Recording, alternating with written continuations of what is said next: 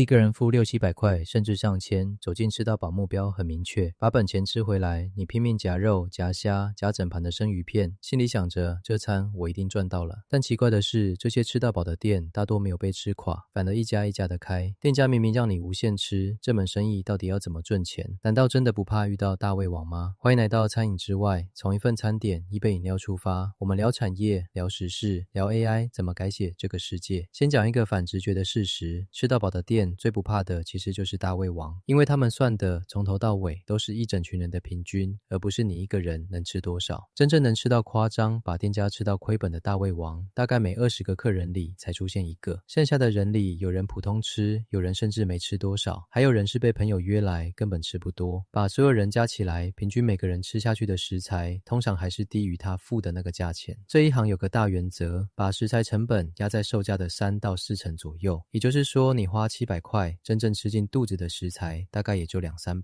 那一个吃得特别凶的人，顶多是把这顿的利润吃掉，而旁边好几个吃不多的人，早就帮店家把这个洞补回来了。所以对吃到饱来说，真正可怕的从来不是吃太多的人，而是空着的桌子。因为房租、人事、水电这些固定成本，每天一醒来就在烧，只要位子坐不满，才是真正压垮一家店的东西。甚至有个有趣的反差，很多吃到饱店家其实一点也不怕大胃王，反而很欢迎，因为一个能吃下10人份的网红大胃王带来的话题和宣传，远远超过他多吃掉的那一点食材。店家真正在算的是被看见的广告效果，而不是那一顿饭的盈亏。那扣掉食材，吃到饱到底是怎么把成本压下来，把钱赚回来的？第一是省人力，自助式取餐，客人自己夹自己端，省下大量点餐和送餐的服务生。后场又是集中大量备餐，一个厨师备一桌的时间，在吃到饱可以备出好几十上百人份。有估算指出，一般餐厅一个厨师1小时大概服务20几个客人，但在吃到饱，一个厨师备的料可以供应上百人份。靠着把人力压到很低，吃到饱真正能赚的常常有1成到1成5，而一般的单点餐厅多半只有2%到6%，看起来大方让你无限吃，实际上反而更会赚。第二是集中采购和翻桌，大量进货，单价就低，报废也少。再用限时2小时这种规矩提高翻桌率，白话讲就是同一张桌子一天能轮到几组客人，翻桌率越高，房租、人事这些固定成本就被摊得越薄，每一组客人要分担的成本也就越低。第三是藏在动线里的行为设计，最贵的松露、鹅肝、生鱼片常常被放在最角落、最不顺手的位置，夹肉的夹子特别小，装水的杯子特别大，盛便宜主食的勺子特别深。这些小设计都在不知不觉中让你多吃便宜的，少吃贵的。其实公司餐盘都藏着心机，bàn子做得小一点，夹一轮要走得远一点，你自然就不会一次拿太多。动线上最先让你遇到的，往往是成本低又最容易有饱足感的东西，白饭、面包、浓汤、沙拉，再加上喝到饱的饮料。等你被这些便宜的东西填得差不多，真正贵的肉和海鲜自然也就吃不下多少了。汽水更是经典，一大桶的成本可能只有几块钱，分装成一杯却能卖到几十块。而当我们把视角拉高，会发现吃到饱其实是一种很经典的商业模式，固定的价格搭上大数法则，白话讲就是个别的人差很多，但只要人一多，平均下来就会非常稳定，可以预测。靠这个平均，店家就能定出一个稳赚的价格。这个逻辑其实到处都是，保险是用一大群人缴的保费去填补少数人的损失，手机的上网吃到饱，串流平台的无线看到饱，也都是同一招，放你一个无限的安心感。但真正会用到爆量的人是少数业者，真正在算的还是那个平均值。再想想健身房的月费也是同一招，放你无限次进场，但真正天天报到的人是少数多数人，办了卡去个几次就放着，验着赚的正是这份我随时可以用的安心感，加上大多数人其实用不到的那段差额。换句话说，不管是吃到饱、上网吃到饱还是健身房，你买的其实是不用再去计较的那份轻松，而不是真的无限。把焦点拉回餐桌，既然这么会赚，为什么还是有吃到饱会倒？关键就在平均这题线有没有守住。如果一家店主打的是和牛、龙虾、高级生鱼片，食材成本本来就高，只要平均被吃过头一点，利润很快就见底。再加上这几年食材、人事、租金一路涨，那条原本算得刚刚好的平均线一直被往上推。于是我们看到很多吃到饱，要么默默调高价格，要么缩减菜色，有些撑不住的干脆直接收掉。曾经红极一时的高级海鲜吃到饱，这几年就倒了不少。至于我们消费者最爱讲的吃回本，讲白了，多数时候是吃不回本的，因为那条价格线本来就是用平均食量加上利润算出来的。换个方式想，如果食材成本只占售价的3到4成，那你得吃下别人2、3倍的分量，才刚好把店家赚的那一节追平。能做到的差不多就是那1/20的大胃王。当然，这不代表吃到饱就不划算。对很多人来说，花一个价钱不用算钱，能放心一直夹的爽感，本身就是愿意买单的东西。也正因为这样，这几年的吃到饱慢慢走向两极，一边是把成本压到极致，靠翻桌和走量取胜的平价路线，另一边则干脆反过来，主打精致不浪费，改成套餐式上菜或限量供应的高级吃到饱，把无限这2个字重新定义了一次。说到底，吃到饱卖的从来不只是食物，而是一种不用计较尽管吃的体验。所以从一顿吃到饱，我们看见的是一套被精算过的生意，大数法则、成本控制、行为设计，全都藏在那句无限享用的背后。下一次走进吃到饱，准备大开杀戒之前，我们或许会多想1秒，到底是我们吃垮了店家，还是这顿饭早就被算得好好的？我们想问问看影片的你，你上一次吃到饱，真的觉得自己吃回本了吗？我们是餐饮之外，如果你喜欢这次的主题，